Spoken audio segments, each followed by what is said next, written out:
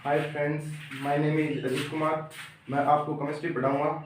आज अपन एक केमिस्ट्री का नया टॉपिक स्टार्ट करते हैं जिसका नाम है केमिकल काइनेटिक्स, रासायनिक बलगतिकी।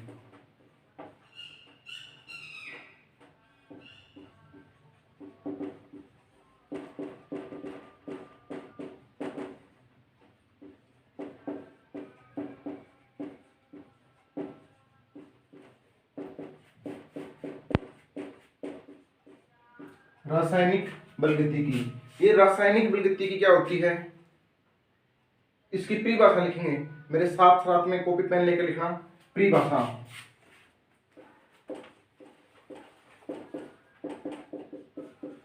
लिखो।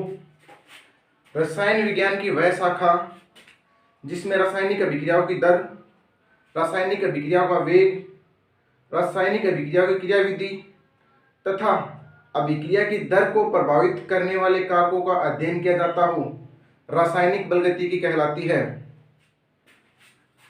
तो क्या क्या बोला? अभिक्रिया की दर या वेग, अभिक्रिया की क्रियाविधि,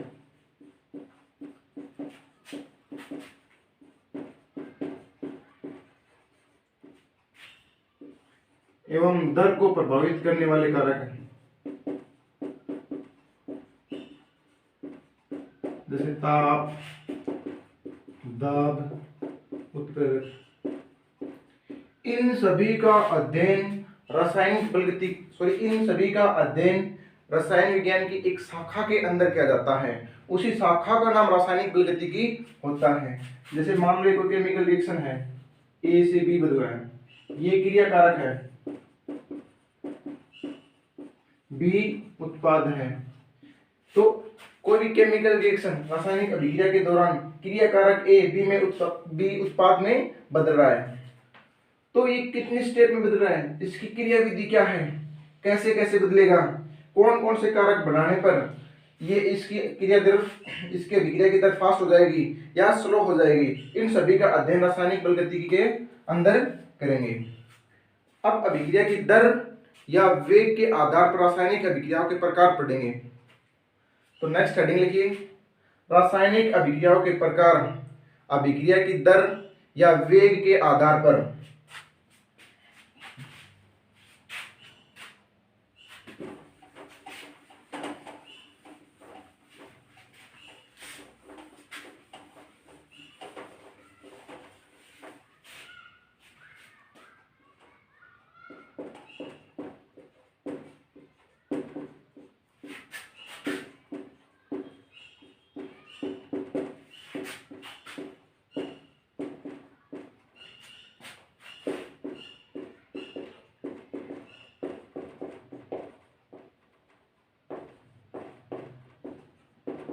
वेग के आधार पर, ये अपना हेडिंग है।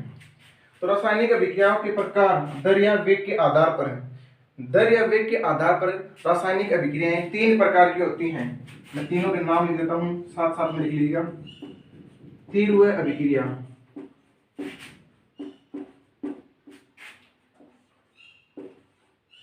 दूसरा अति मंद अभिक्रिया, तीसरा मंद अभिक्रिया या मध्यम अभिक्रिया। ये तीन प्रकार की अभिक्रियाएं होती हैं। तो पहला देखते हैं अपन, तीव्र अभिक्रिया। तो पहली हेडिंग डालिएगा तीव्र अभिक्रिया। इसमें लिखिए, वे अभिक्रियाएं जो बहुत कम समय में पूर्ण होती हैं, वे अभिक्रिया जो बहुत कम समय पूर्ण होती हैं, अर्थात इनको पूर्ण होने में कुछ सेकंड का पार्ट लगता हो, सेकंड का कुछ हिस्सा लगता हो, तीव्र अभिक्रिया कहलाती हैं। इन अभिक्रियाओं का वेग बहुत ज्यादा होता है। ये अभिक्रियाएं बहुत जल्दी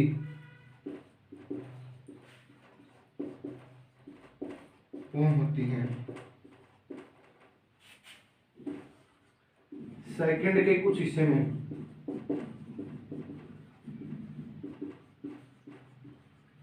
सेकंड के कुछ हिस्सों में अभिक्रिया की दर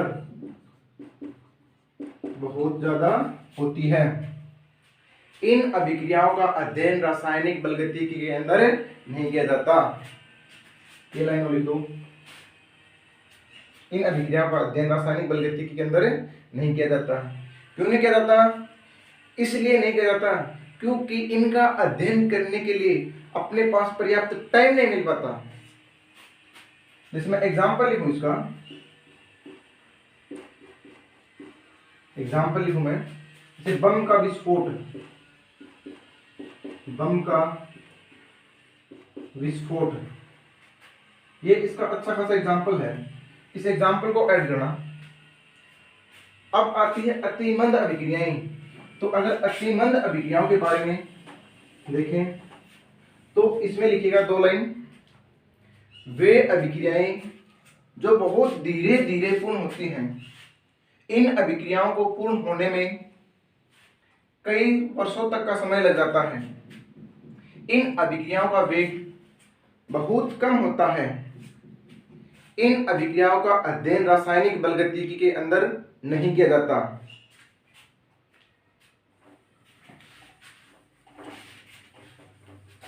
तो आपने हेडिंग तो डाल दिया होगा अतिमंद अभिक्रिया।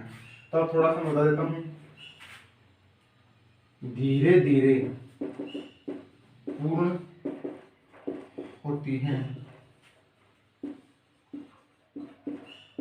पूर्ण होने में कई वर्ष का समय लग जाता है। कई वर्ष का समय, कई वर्ष का समय लग जाता है। अभिक्रिया का वेग बहुत कम होता है। इन अभिक्रियाओं का अध्ययन रासायनिक बलगतिकी के अंदर नहीं किया जाता। क्यों नहीं किया जाता? इसलिए नहीं किया जाता क्योंकि इन अभिक्रियाओं को अध्ययन करने के लिए बहुत ज्यादा समय चाहिए, से कई वर्षों तक का, जो अपने पास इतना पर्याप्त समय नहीं है। इसका एग्जाम्पल देखूं मैं तो लोहे पर जंग लगना, लोहे पर जंग लगना, चट्टानों का अवक्षेपण, ये जो अभिक्रिया होती है अतिमंद अभिक्रिया होती हैं। अब अपन बात करते हैं मध्यम अभिक्रिया या मंद अभिक्रिया।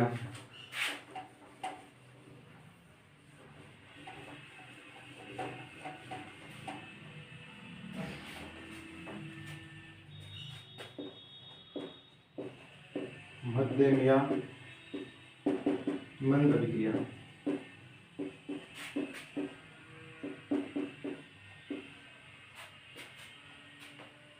इसमें लिखना, ये रासायनिक अभिक्रियाएं दिए गए समय में पूर्ण होती हैं। इन अभिक्रियाओं को पूर्ण होने के लिए कुछ सेकंड, कुछ मिनट या कुछ घंटों तक का समय चाहिए। इन अभिक्रियाओं का अध्ययन रासायनिक बलगतिकी के अंदर किया जाता है। इन अभिक्रियाओं को पूर्ण होने में कुछ सेकंड, मिनट या घंटों तक का समय लगता है। तो ये मध्यम अभिक्रिया थी। अगर इसके एग्जाम्पल देखें तो इसके 2 एग्जाम्पल लिख देते कॉमन। एग्जाम्पल फर्स्ट, जैसे नाइट्रोजन पेंटाऑक्साइड का तापीय अपघटन N2O5। अगर मैं इसका ताप की प्रेजेंस में अपघटन करूंगा तो ये 2NO2 प्लस 2O2 में टूट जाएगा, 4O2 में टूट जाएगा। इसका एक एग्जाम्पल और देखना एक एग्जाम्पल और ऐड करना। सुक्रोज का जल अपघटन, सुक्रोज का जल अपघटन, ये भी लिख लेना।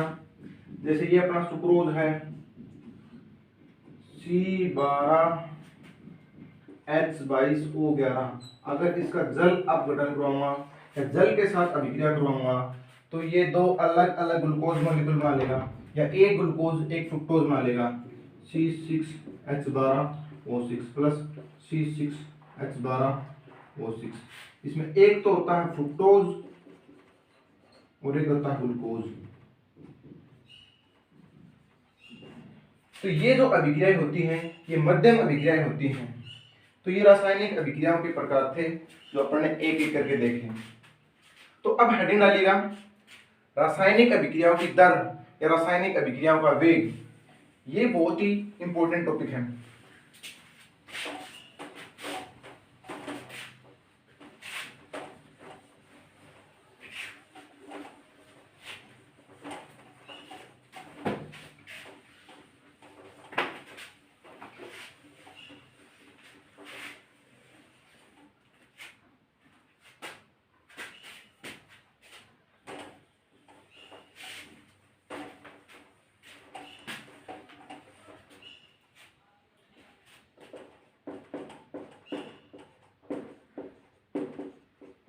रासायनिक अभिक्रिया की दर या वेग।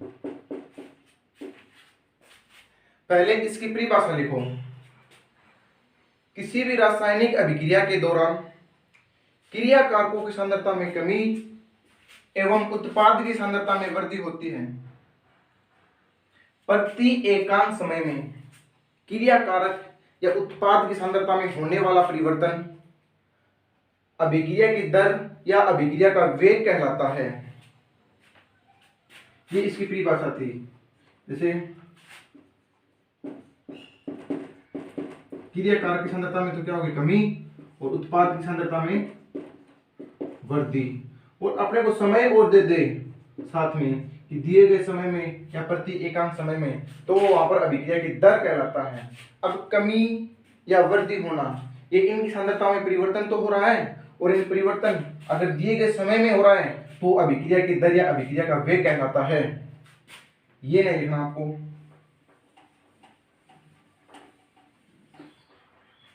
जैसे मान लो ये कोई केमिकल रिएक्शन है, ए से बी बन रहा है, ए से बी बन रहा है,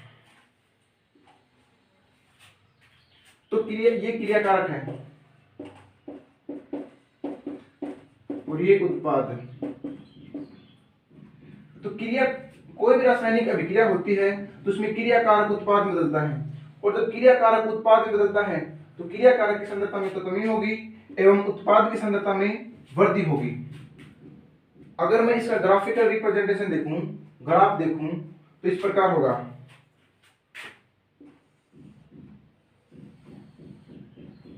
ये मैं लिख देता हूं यहाँ पर सांद्रता,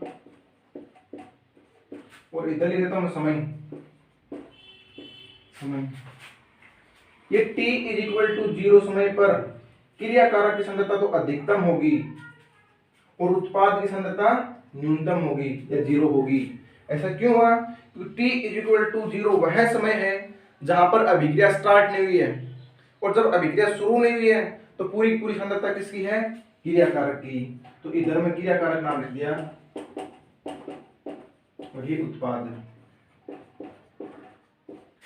जैसे जैसे अभिक्रिया आगे की तरफ बढ़ेगी समय के साथ, तो क्रिया कारकों की सांद्रता में लगातार क्या आएगी? कमी आएगी इस हिसाब से, और उत्पाद की सांद्रता में वृद्धि होगी इस हिसाब से।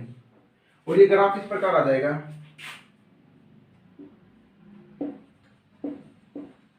ये तो क्रिया कारक, सॉरी उत्पाद,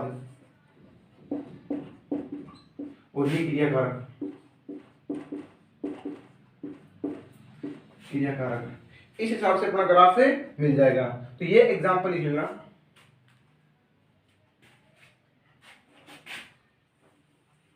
तो अब एक ग्राफ और देखेंगे अपन। एक नोट लिखिए और उसमें लिखना, किसी रासायनिक अभिक्रिया के दौरान क्रिया कारकों की सांद्रता का ग्राफ अनंत स्पर्शी प्राप्त होता है।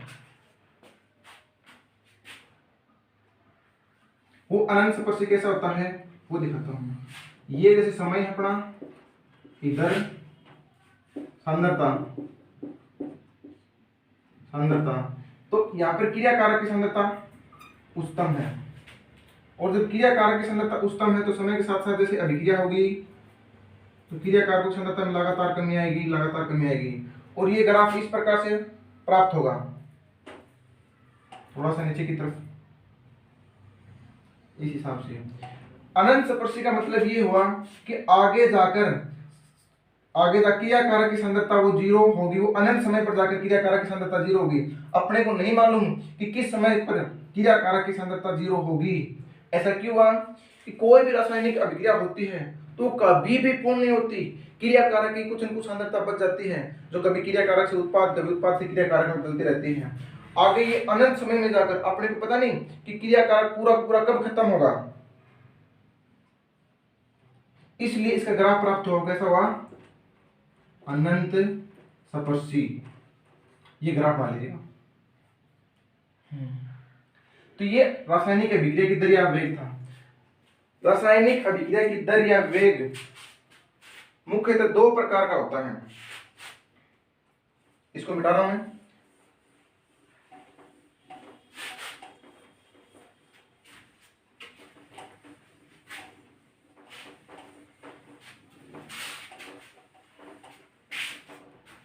रासायनिक अभिक्रिया की दर या वेग दो प्रकार के होते हैं। मैं दोनों के नाम लिख देता हूं, आप भी साथ साथ लिख लो। औसत वेग, दूसरे का नाम मैं लिखूंगा तात्क्षणिक वेग, दोनों नाम लिख लो। और इसमें पहले हेडिंग डाल दो औसत वेग। तो इसमें पहला पढ़ेंगे औसत वेग। इसमें लिखो, दिए गए समय में या प्रति एकांक समय में क्रिया कारक या उत्पाद की सांद्रता में होने वाला परिवर्तन औसत वेग या अभिक्रिया की औसत दर कहलाती है।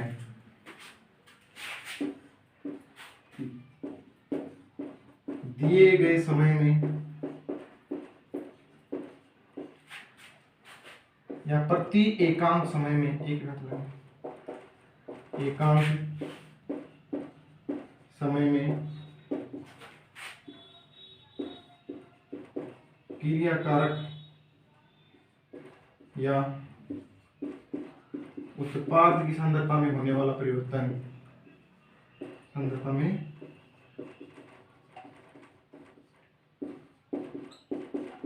होने वाला परिवर्तन औसत वेग कहलाता है। इसको आर एवरेज से लिखेंगे, ये साथ में जरूर लिखना। तो जब औसत परिवर्तन निकालते हैं तो आपको पता है, चाहे क्रिया कारक हो या उत्पाद हो, अंतिम माइनस प्रारंभिक कर देते हैं अपॉन परिवर्तन में लगा समय, तो अपना औसत आ जाता है। कैसे लिखेंगे देखना,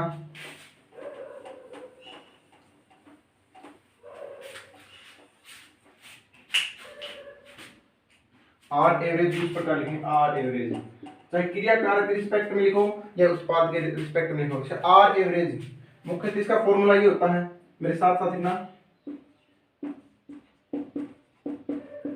क्रिया कारक की अंतिम सांद्रता माइनस क्रिया कारक की प्रारंभिक सांद्रता अपोन सांद्रता परिवर्तन में लगा समय, सांद्रता परिवर्तन में लगा समय। तो ये अपना औसत वेग या औसत दर का फॉर्मूला आ गया। अपने ये लिखना, आपको लिख लो, ये क्रिया कारक की अंतिम सांद्रता देगा, प्रारंभिक सांद्रता देगा और परिवर्तन में लगा समय देगा, चाहे उत्पाद दे दे साथ में, तो भी अपन आर एवरेज निकाल लेंगे। इसी छोटा सा इस प्रकार, R average equal to S final minus S initial upon del T, ये और लिख दो साथ में। एस इनिशियल क्या है? सबस्ट्रेट बोलते हैं इसको, ये क्रिया कारक है, क्रिया कारक की प्रारंभिक सांद्रता, और एस फाइनल क्या है, अंतिम सांद्रता इसकी क्रियाकार की। तो ये इसका फॉर्मूला हो गया जो अपने क्वेश्चन में दे मिलेगा। तो अब इसका एक एग्जांपल के थ्रू देखते हैं। ये लिखिए, चलो मिटाते हैं इसको।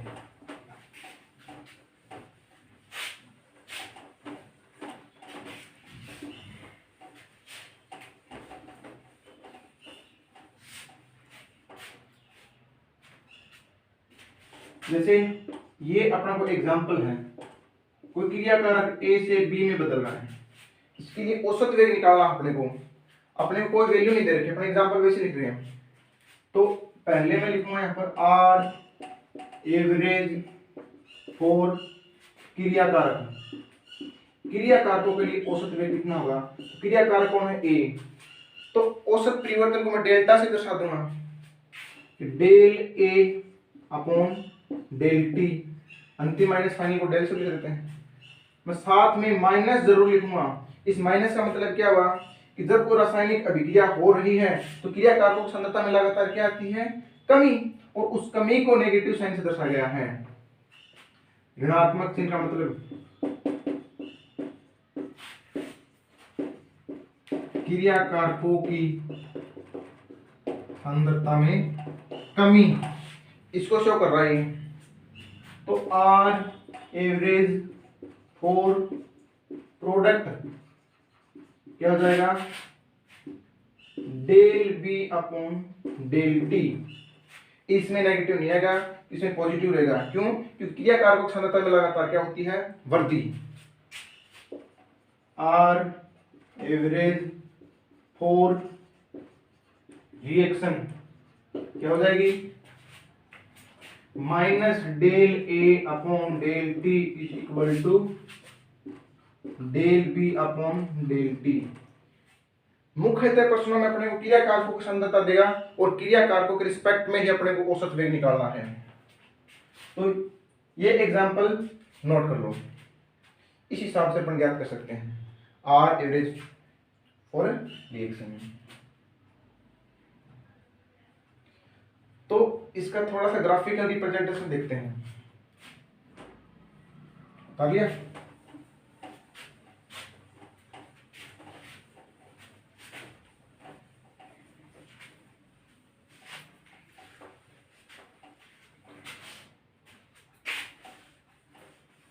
तो ग्राफ निरूपण देखने इस प्रकार देखना, कंटिन्यू। ये मैं मान लेता हूं कोई अभिक्रिया है ए से बी एग्जांपल। पहले मैं क्रिया कारकों के लिए ग्राफ बनाऊंगा, उसके बाद उत्पाद के लिए। तो पहले ये लिख लो, क्रिया कारकों के लिए ग्राफ, ये मेरे साथ लिख लो। कैसे होगा, तो क्रिया कारकों के लिए इस प्रकार बनाएंगे। यहां पर तो समय टी लिख देता हूं और यहां पर सी सांद्रता। अपने को सभी को पता है कि t इज इक्वल टू 0 समय पर क्रिया कारक सांद्रता अधिकतम होती है, और अभिक्रिया के दौरान क्रिया कारकों की सांद्रता में लगातार कमी आती है। ये कमी आ गई और इस प्रकार से अपना ग्राफ प्राप्त हुआ। ये मैं मान लेता हूं यहां पर क्रिया कारक की सांद्रता C1 है, और जब क्रिया कारक की सांद्रता C1 है तो समय कितना होगा, T1। ये मैं मान लेता हूं क्रिया कारकों की सांद्रता C2 है, और जब समय कितना होगा, T2। अब क्रिया कारक का औसत वेग निकालना हो तो कैसे निकालेंगे, आर एवरेज कितना हो जाएगा बताओ, minus C2 minus C1 upon T2 minus T1। क्रिया कारक की अंतिम सांद्रता माइनस क्रिया कारक की प्रारंभिक सांद्रता अपॉन T2 माइनस T1। ये माइनस साइन क्रिया कारकों की सांद्रता में लगातार आने वाली कमी को शो करता है, ये लिख लो। अब उत्पाद के लिए देखेंगे, और ये अपना फॉर्मूला प्राप्त हुआ।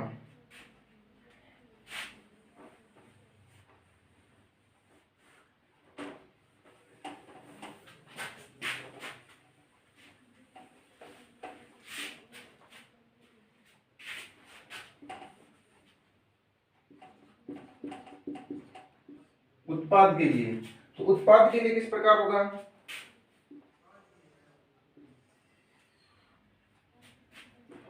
ये यहां पर मैं समय लिख देता हूं और यहां पर सांद्रता। T इज इक्वल टू 0 समय पर उत्पाद की सांद्रता कितनी होगी, 0, और समय बढ़ेगा, अभिक्रिया आगे की तरफ चलेगी तो उत्पाद की सांद्रता में लगातार होगी वृद्धि, और ये ग्राफ इस प्रकार प्राप्त होगा। मैं मान लेता हूं यहां पर उत्पाद की सांद्रता C1 है और उस समय समय कितना है T1। यहां पर उत्पाद की सांद्रता C2 है और उस समय कितना है T2। तो उत्पाद के लिए R एवरेज कितना हो जाएगा, C2 minus C1 upon T2 minus T1, या इसको इस प्रकार लिख देंगे, del C upon del T, एक ही बात है। डेल C क्या है, C2 माइनस C1, और ये ग्राफ मिल जाएगा।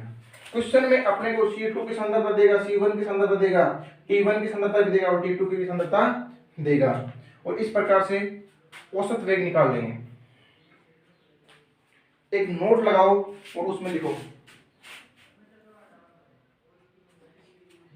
क्रिया कारकों की सांद्रता बढ़ने पर अभिक्रिया के वेग में भी वृद्धि होती है, एवं क्रिया कारकों की सांद्रता घटने पर अभिक्रिया के वेग में कमी आती है। तो इसका मतलब तो ये हो गया, और इसका संबंध लिख दो, क्रिया कारकों की सांद्रता समानुपाती अभिक्रिया का वेग। ये बात तो सोचने वाली है, और ये संबंध लिख दो। ऐसा क्यों हुआ, जितने ज्यादा क्रिया कारकों की सांद्रता होगी अभिक्रिया उतनी जल्दी चलेगी, क्रिया कारक उत्पाद उतने जल्दी बदलेंगे, तो अभिक्रिया का वेग भी उतना ज्यादा होगा, अभिक्रिया के दर भी उतना ज्यादा होगा, और क्रिया कारकों की सांद्रता में लगातार कमी आई तो आप देख रहे हो समय के साथ साथ क्रिया कारकों की सांद्रता कमी हो रही है, तो अभिक्रिया भी धीरे धीरे कांस्टेंट की तरफ जा रही है, अभिक्रिया कांस्टेंट की तरफ जा रही है, तो अभिक्रिया की दर में भी लगातार क्या रही है, कमी। ये बहुत ही काम का पॉइंट था। एक नोट लगा लिख दो, अभिक्रिया का वेग या अभिक्रिया की दर सदैव धनात्मक होती है। अभिक्रिया की दर या अभिक्रिया का वेग सदैव धनात्मक होता है, सदैव धनात्मक। तो ये अपना औसत वेग था। अब प्राथमिक वेग को डिस्कस करते हैं।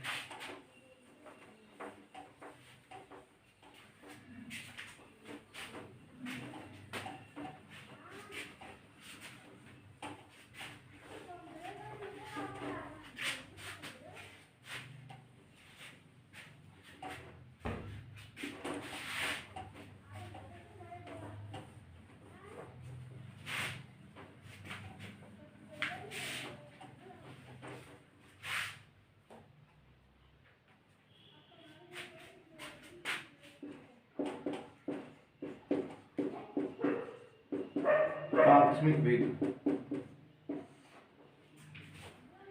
पहले इसकी परिभाषा लिखना, किसी क्षणिक समय में क्रिया कारक या उत्पाद की सांद्रता में होने वाला परिवर्तन तात्क्षणिक वेग कहलाता है। किसी क्षणिक समय में क्रिया कारक या उत्पाद की सांद्रता में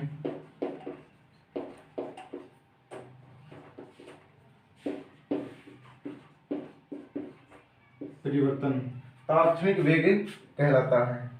अर्थात छोटे से समय के लिए भी किसी रासायनिक अभिक्रिया के दौरान छोटे से समय के लिए, क्षणिक भर थोड़े से समय के लिए भी अगर रासायनिक अभिक्रिया में परिवर्तन आ रहा है तो उस परिवर्तन को तात्क्षणिक वेग कहते हैं। जैसे मैं ग्राफ से शो करूं, ये मान लो क्रिया कारकों की सांद्रता में लगातार कमी आ रही है, इधर एकदम टी और इधर क्रिया कारक की सांद्रता। इधर लगातार कमी आ गई, कमी आते थे, और यहाँ पर कमी, यहाँ पर जो परिवर्तन हुआ है थोड़ा सा हल्का सा भी परिवर्तन हुआ है, जैसे बिंदु मान लेता हूँ P, और यहाँ पर कितना परिवर्तन हुआ है वो रियल में तात्क्षणिक वेग कहलाता है, और उसका अपन स्लोप बनाकर, ढाल बनाकर ज्ञात कर लेते हैं इस हिसाब से। और अपने को जो स्लोप प्राप्त होगी वो क्या है, तात्क्षणिक वेग, तात्क्षणिक वेग। तो इसका एग्जाम्पल के थ्रू देखें तो थोड़ा सा परिवर्तन होता है, तो उस थोड़े से परिवर्तन के लिए अपन आकलन करते हैं, वो कैसे करते हैं, एग्जाम्पल देखना है। जैसे ये कोई रासायनिक अभिक्रिया है, ए से बी बन रहा है,